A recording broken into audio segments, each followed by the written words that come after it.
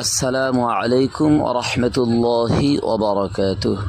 বন্ধুরা, আমরা SIR এর কাজ শেষ করে অবশেষে আল্লাহ সুবহানাহু ওয়া তাআলার ইচ্ছাতে আমরা কলকাতা থেকে কোচবিহার দিনহাটা কৃষি মেলার উদ্দেশ্যে রওনা দিয়েছি। কিন্তু আমার শরীরটা একটু অসুস্থ। আমার ছোট মেয়ে হাসিবা খাতুনও খুব অসুস্থ।